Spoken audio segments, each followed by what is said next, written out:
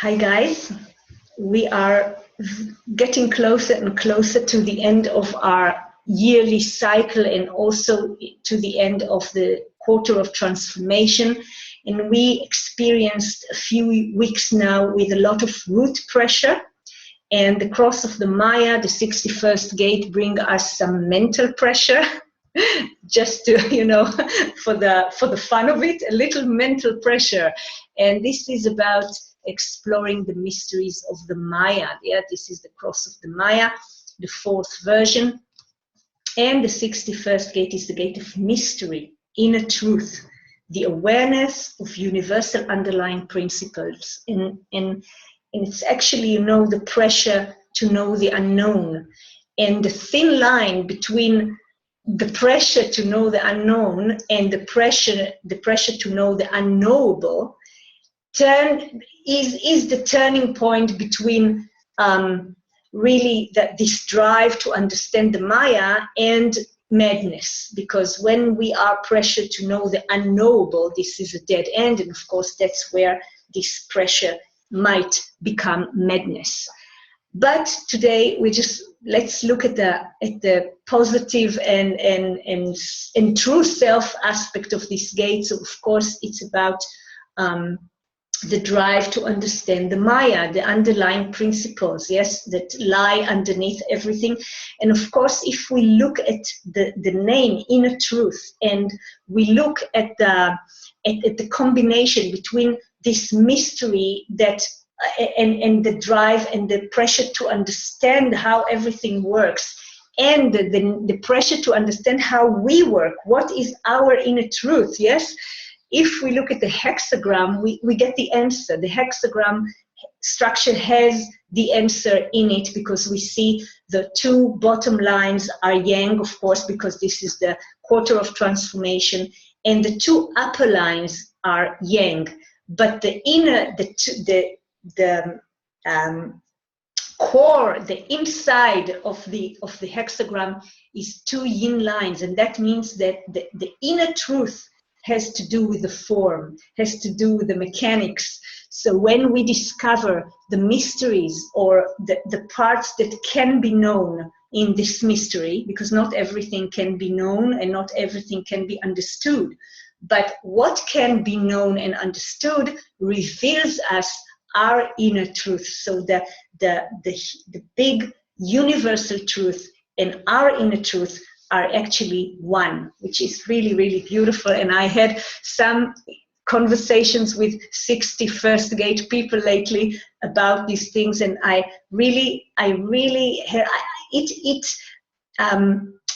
because I have almost all the mystical way in my chart, and also I have the format of the individual circuit. So this gate, I have very interesting relationship with it, and when it operates correctly and not just running everywhere to know everything without strategy and authority, when it operates correctly, I resonate with it, and it really tickles my curiosity. So that's very, I'm looking forward for this week to see what's going to happen and what realizations of my inner truth and of the universe, underlying principles of the universe will come to me. So this is the 61st gate, and of course it comes together with its amazing partner, the 62nd gate, preponderance of the small. Caution, patience, and detail produce excellent out of limitation. Now, I've talked a lot about this gate, and most of you know that I'm really, really in love with this gate. With my totally open throat, I have this ability to see interesting and stimulating expression, and one of the aspects of expression is, of course, language, new words, playing with words and inventing words, and of course the language of the human design, the keynoting, everything is something that came out of this gate. We know these two gates, the 61 and the 62nd gate. In the first line were Ra's design sun earth. So these two gates have a deep connection to human design, to the knowledge. So this keynoting game of life, yes, human design, language, and other and other ways of keynoting life is really one of my favorite games. So that's a very, very lovely week for me. And let's see how we are going to experience this. And we, of course, remember, just a minute, remember that we have the channel of transformation still pushing us with the drive of this marrying maiden that I see that just turned to the third line.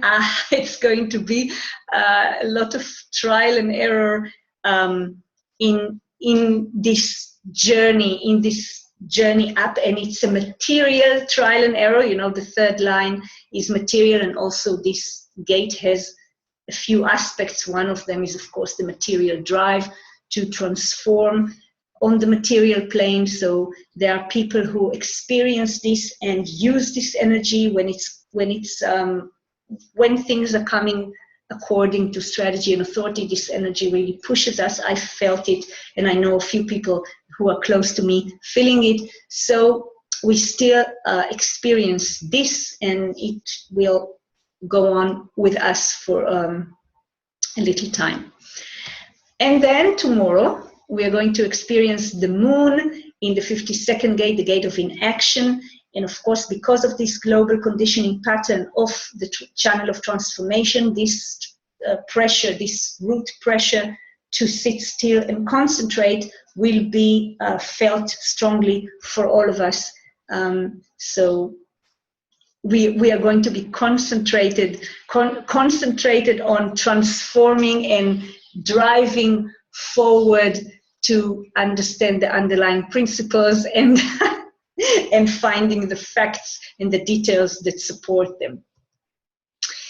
And then later, the moon moves to the gate of provocation, the 39 gate, and of course comes together with the 55th gate, the gate of the spirit, that the nodes are there. And of course we see that Mars is just entering the 22nd gate, the gate of openness, which is the next gate in the stream of emoting.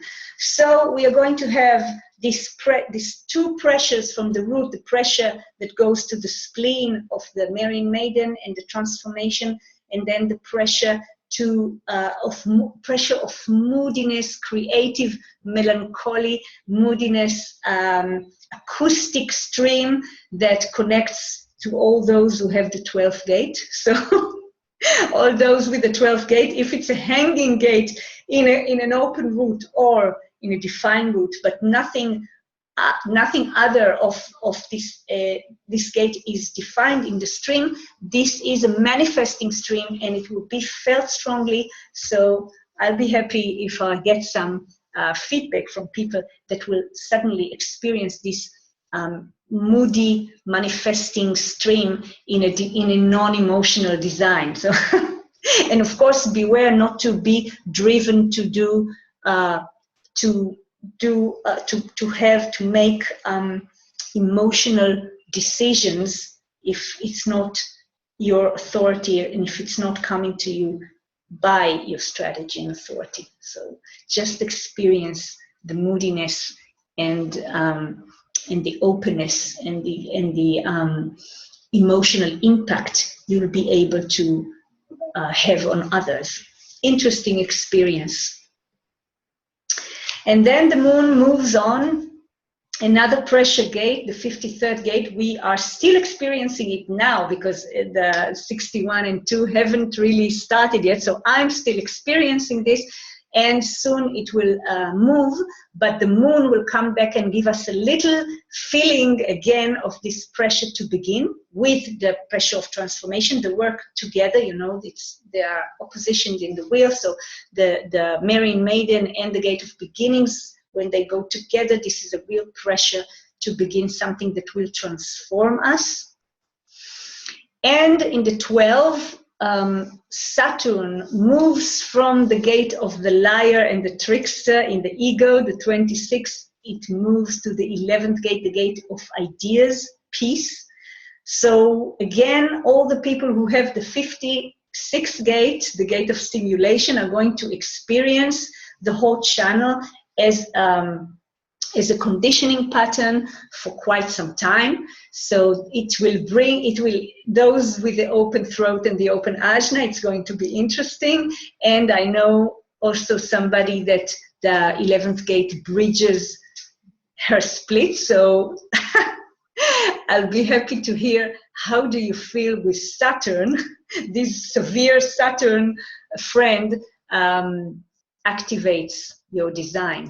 Interesting to see what's going to happen. And of course, all of us are going to have a lot of ideas. And then in the 14th, we are going to experience for 10 hours the channel of logic. We are going to have the moon in the gate of formulas, the gate of logic answers, youthful folly, the 4th gate, and Venus enters the 63rd gate, the gate of doubt. And we are going to have this very logic channel with the pressure to know the unknown and the ideas, and all this with the root pressure of the transformation. Interesting. Looking forward to see how we are going to experience this. And the last thing that happens on the 14th is that our nodes move to the 4th line, and this is going to fill us with a lot of sisterhood, brotherhood, mating strategy, genetic bonding strategy of sisterhood and brotherhood, and of course a lot of spirit and sexuality in the network. So let's see how we are going to experience this. And we remember that we are in this grand finale of the turning of the wheel this year.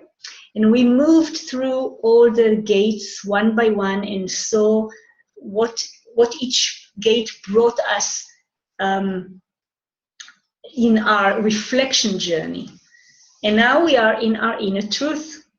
So we can look back and see, did we connect to our inner truth? Did we find did we explore new mysteries that help us and connect us to the inner truth and to the larger truth of the world? If we experience this, if we are Maia seekers, Maia explorers and seekers, and was the inspiration that came to us, the mysterious inspiration, was it an illusion, or was it actually anchored by details and facts that could really bring us to the next step of our research of the inner truth? So this is what we are looking back this week. And, we are slowing down, even though we have this very strong pressures the last week of the Marian Maiden and the Gate of Beginnings. And I felt it really pushed me forward, but I couldn't really do anything with this pressure. I could just feel the next step. I met some new allies, or let's say all the allies came back. Cycles were closed and opened, but I couldn't really do anything. It's not about starting, it's only about seeing the beginning.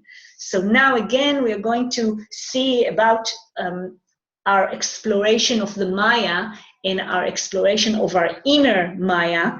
We're going to reflect and also maybe see new things that are coming, but we can't really hold them yet. They are not tangible. We need to wait a little more, and everything will burst, and this channel of transformation that is going to stay here for the New Year's Eve is going to push all these things into manifestation according to our strategy and authority very soon.